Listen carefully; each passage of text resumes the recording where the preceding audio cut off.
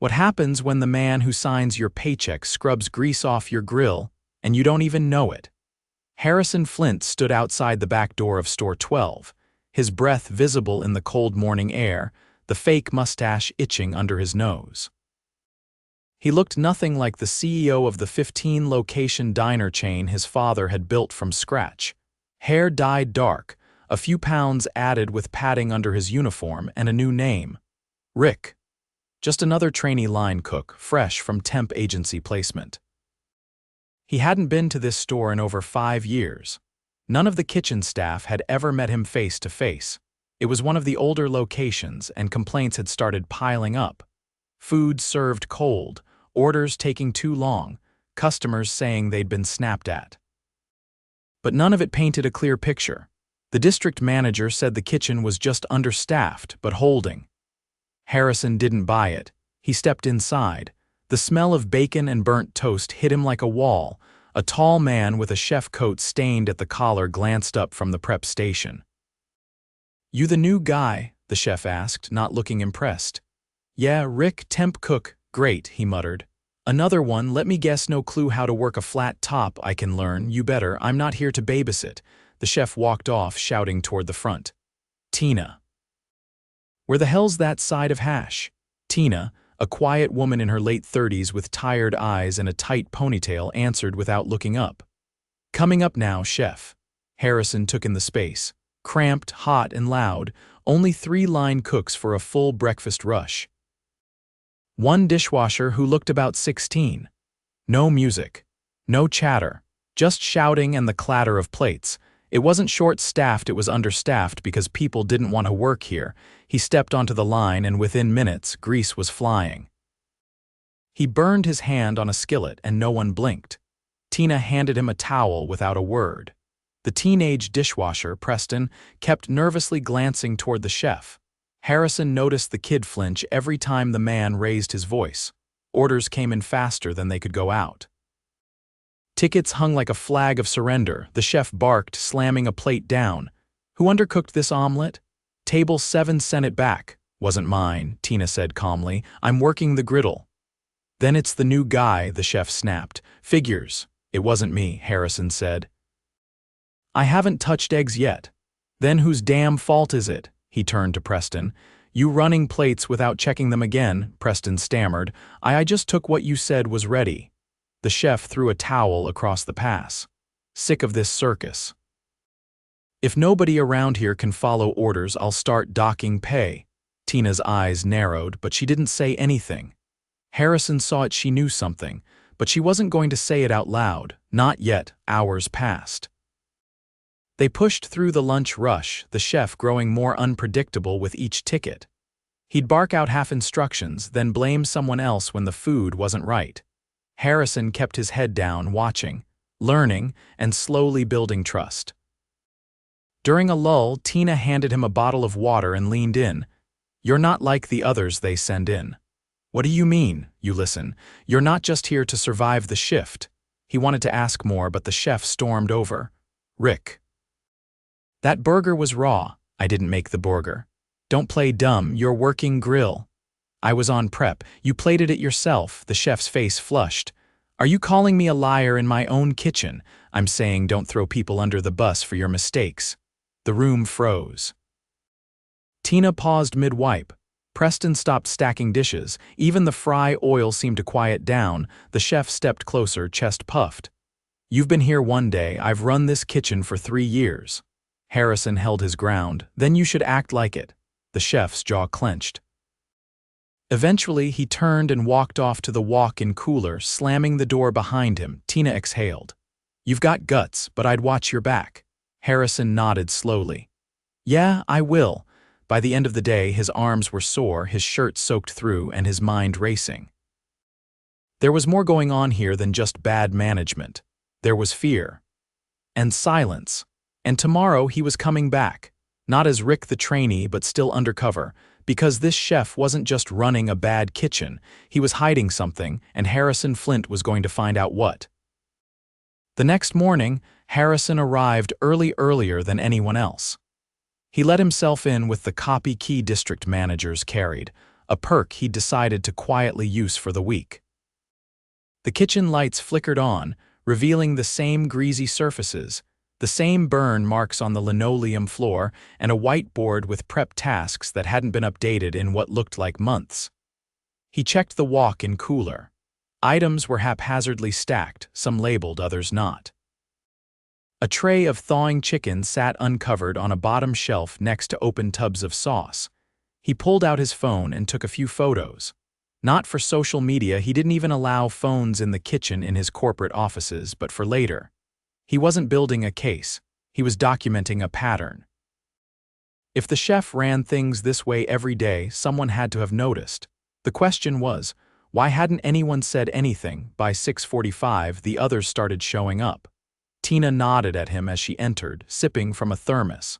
Preston followed, hoodie sleeves pulled over his hands. Neither said much, not out of coldness, more like they were conserving energy. The chef, whose name Harrison now knew was Damien, didn't appear until after 7.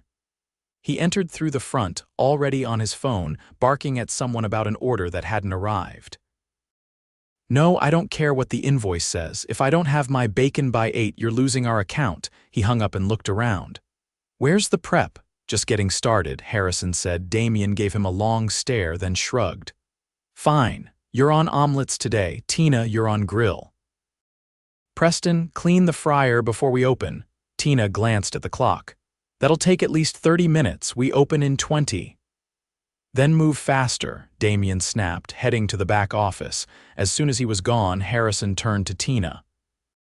"Is that normal?" She cracked 3 eggs into a bowl and didn't look up. "He changes the schedule every morning, keeps people off balance. How long's he been like this?" "Far as I know, always, but he didn't yell as much when Carla was here." "Who's Carla?" "Old assistant manager. She left in February, said she couldn't keep covering for him." Harrison paused. "Covering what?" Tina hesitated, then wiped her hands on a towel. "I didn't see anything directly, but food started going missing. Inventory never matched. Customers would complain about stuff we didn't even have on the menu anymore. Carla tried to get the district manager to come down. He never did." "Why?" Damien said he'd handle it. "He always says that, and then nothing changes." By 9, the breakfast rush hit. Orders flew in faster than the printers could spit them out. Harrison worked the omelet station, following ticket after ticket with mechanical precision. But even as he cooked, he listened. Damien wasn't just shouting, he was manipulating. When a server brought back a plate with the wrong toast, Damien blamed the server, even though Preston had clearly plated it based on the ticket. When bacon was missing, he accused Tina, despite it not even being part of her station. And when Harrison calmly corrected him on a missing side order, Damien barked something about newbies thinking they know everything. But what caught Harrison's attention was what Damien didn't do. He never touched the grill himself. He never prepped, never cleaned, never cooked. He barked, blamed, and paced, but his apron stayed spotless.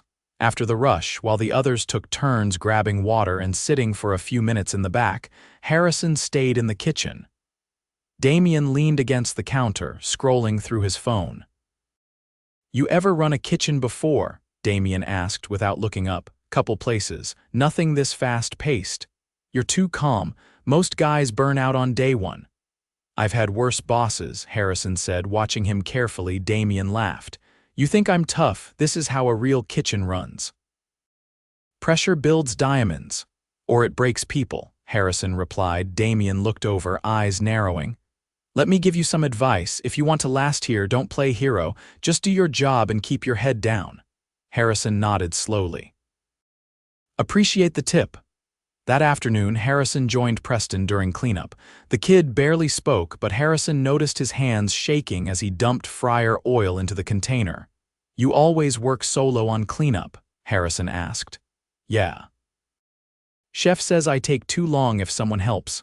"How long you been here?" 5 months. "Started after school let out." Harrison pointed to dark patches on his forearms. "Those burns?" Preston nodded. "Grease popped 2 weeks ago." "You tell anyone?" Chef said it happens. "Told me to wear long sleeves if I didn't want people asking questions." Harrison's jaw tightened. You ever get real training? He showed me how to scrape the grill. That's about it. Harrison crouched down, looking the kid in the eye. You ever feel unsafe, you tell someone, anyone. Understand, Preston gave a shaky nod. That night, Harrison stayed late, pretending to mop while he waited for Damien to leave.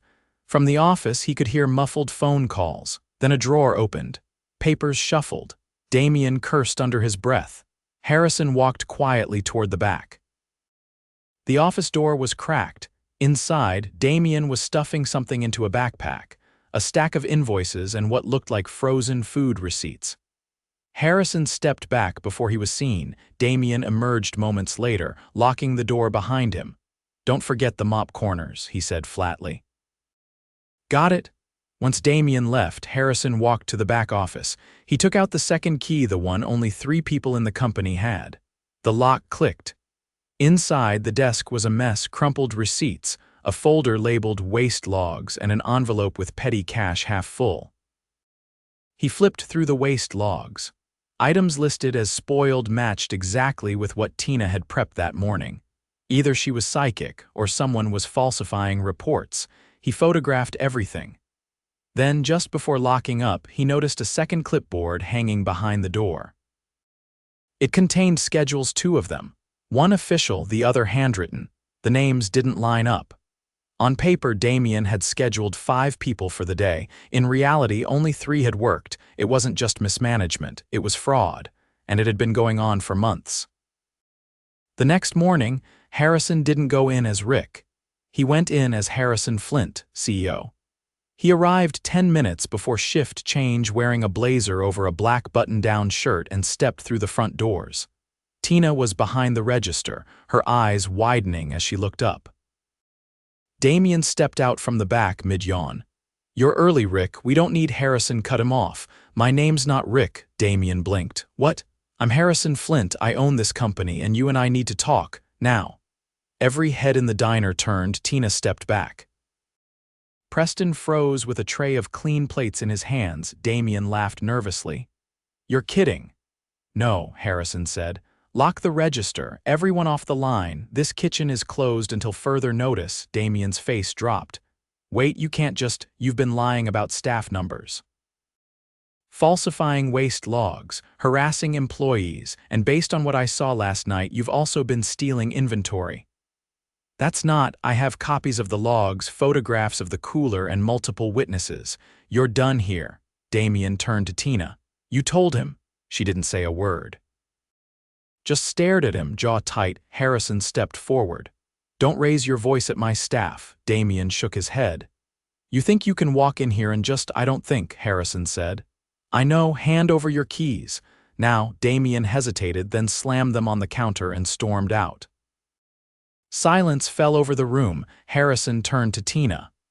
You're the new kitchen lead. For now, we'll bring in a support team tomorrow to help with staffing and training. She opened her mouth to speak but didn't. You've held this place together longer than anyone should have had to. I'll make it right. She nodded, blinking quickly. Preston, Harrison said, turning. Come here. The kid stepped forward, eyes wide. You're not supposed to be working without supervision at your age. That ends today. We'll fix your schedule and get you proper training if you want to stay on. He nodded slowly. Harrison looked around the diner. The mess, the wear, the exhaustion etched into every corner. This was just the beginning, and this time he wouldn't look away. The next day began before sunrise. Harrison arrived at store 12 in an unmarked SUV, accompanied by Marla, the company's senior HR director, and Jaden, his operations lead. Both had been briefed the night before. Neither had been pleased, especially Jaden, who'd personally vouched for the district manager responsible for overseeing this location. The store remained closed that morning. A handwritten sign taped to the front door read, "Temporarily closed for internal review." Harrison had insisted on that wording. No excuses. No vague equipment failure cover story. The truth mattered now. Inside, Tina was already at the back counter, reviewing the supplier invoices Harrison had pulled from the office the day before. Her uniform was the same, but her expression had changed, more alert, more focused. Jaden scanned the kitchen in silence while Marla took notes. Harrison motioned Tina over. "I need to ask you something, and I want you to be honest. Don't worry about protocol." She looked between him and Marla, then nodded. "Did Damien ever ask you to sign off on waste logs you didn't create more than once?" "When I refused, he'd rewrite them himself." "Did he ever make you clock out early while still working?" "Only when payroll was tight. Said it was temporary." Jaden raised an eyebrow. "Payroll's not managed from here, I know." "But he said it was a corporate directive." Marla didn't look up from her notes. "It wasn't." Harrison turned to Jaden. "Get me the time card records for the last 6 weeks. Full schedule versus actual hours worked." Jaden nodded and stepped out to make the call. Tina folded her arms. "What happens now? We start fixing it." An hour later, the rest of the crew arrived. Preston came in with his mother, a woman in her 40s wearing scrubs and a guarded expression. Harrison met them in the dining room, asked them both to sit.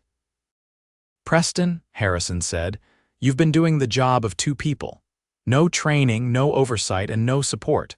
That ends today. You're not in trouble.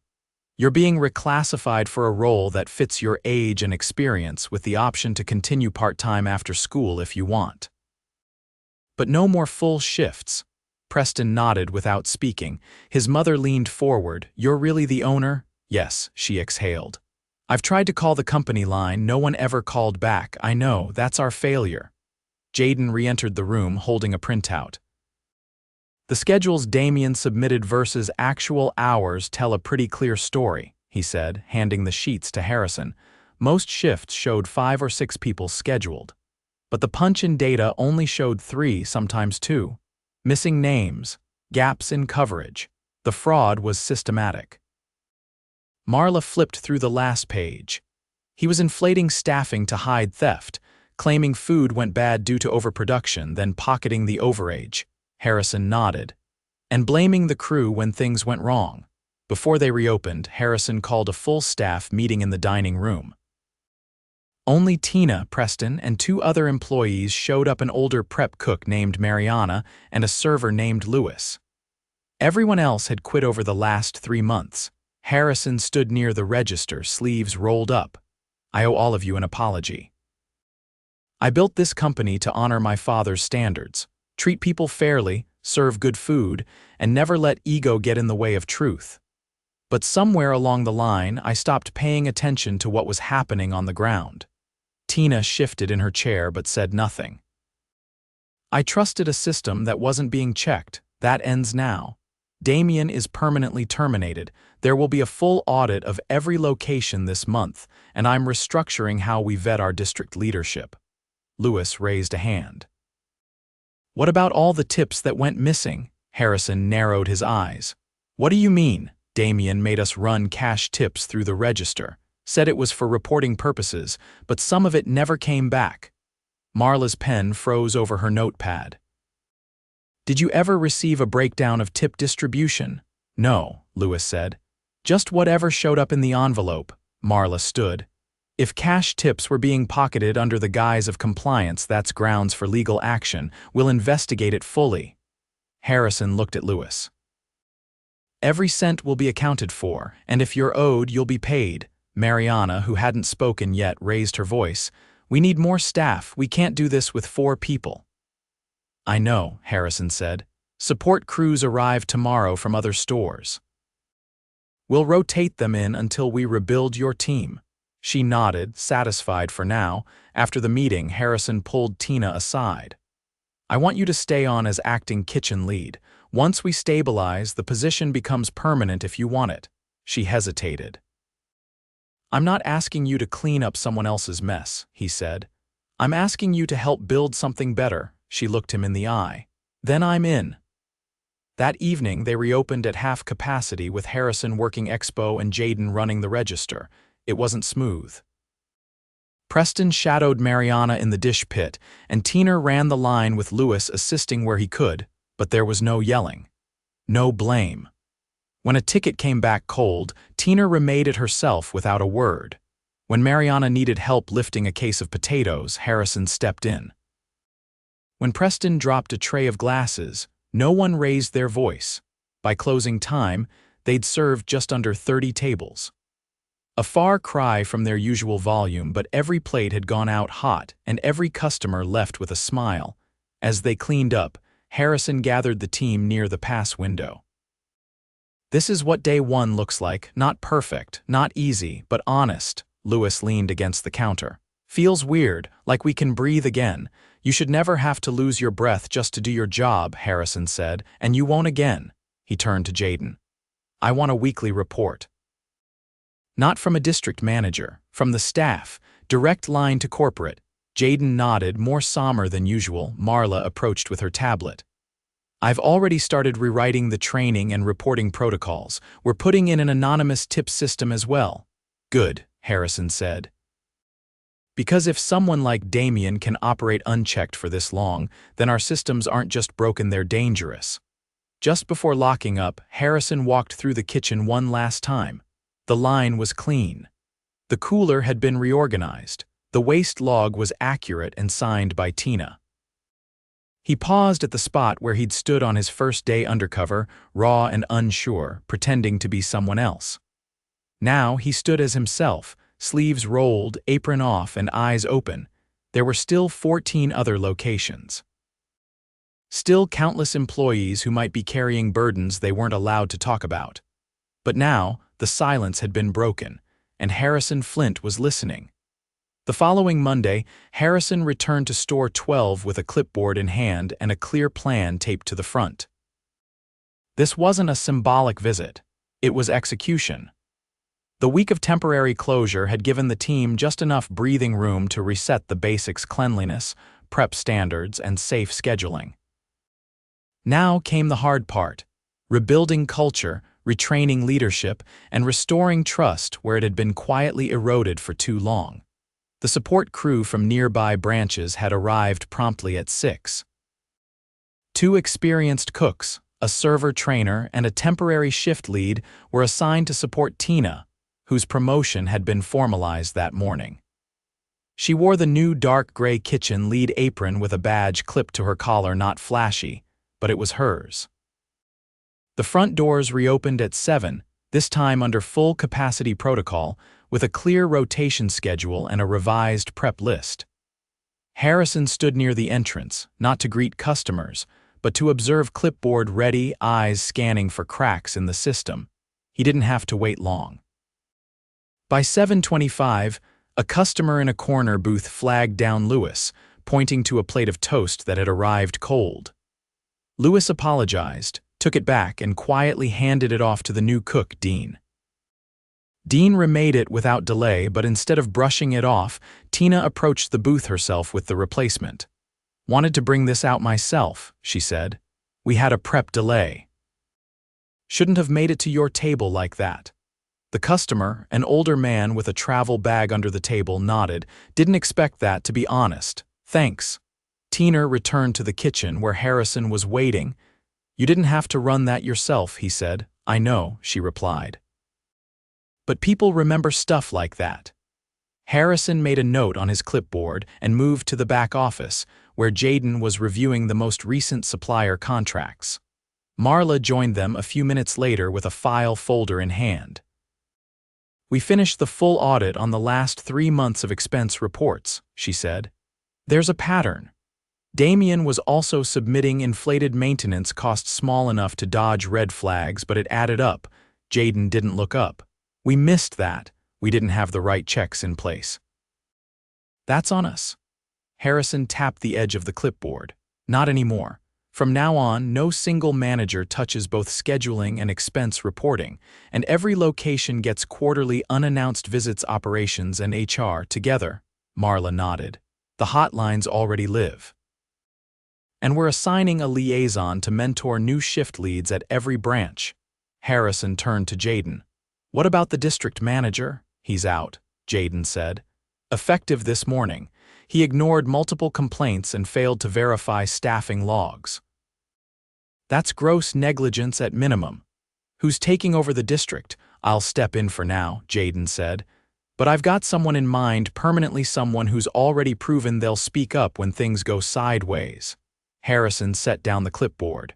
Tina, Jaden nodded. Eventually, if she wants it. For now, let's not overload her. The lunch rush brought its own test.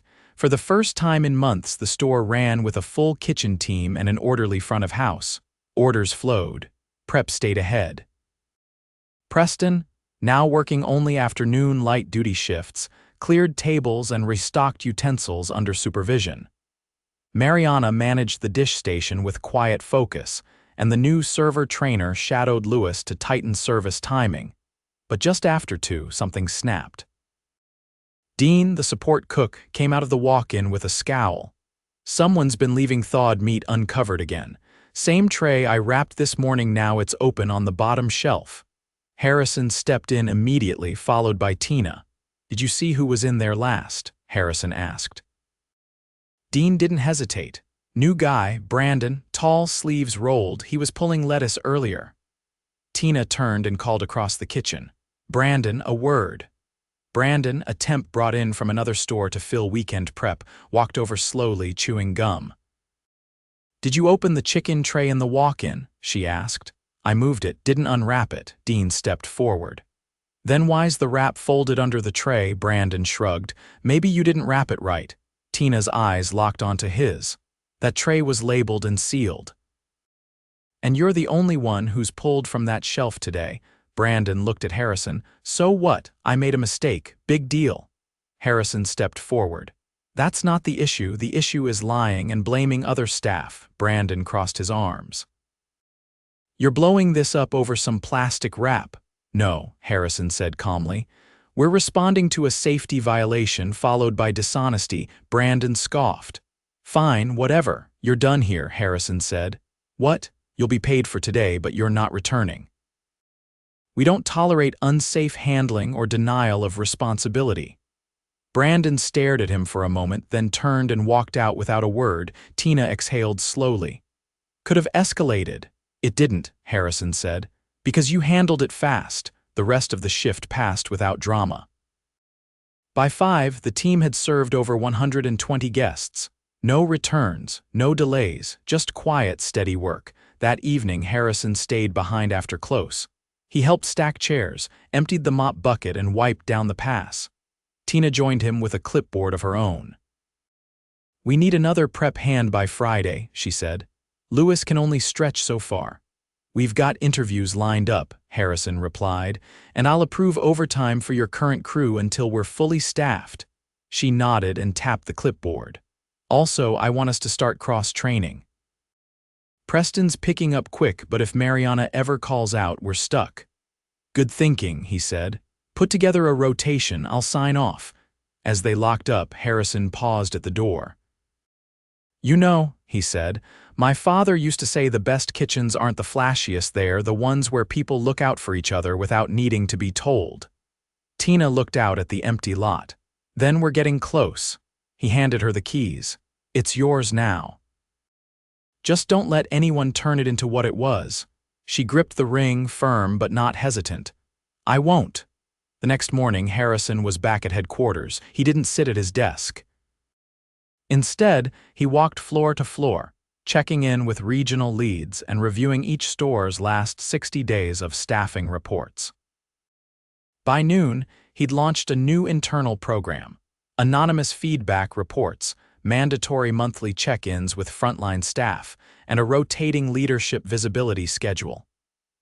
Every executive, including himself, would spend at least 1 day a month in store, working not observing.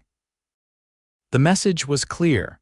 There would be no more looking away, no more silence when good people were being pushed to the edge, and no more tolerance for those who built their authority on fear instead of fairness. Because leadership wasn't about titles or corner offices. It was about showing up, listening hard, and never forgetting who does the real work. And Harrison Flint wasn't going to forget again.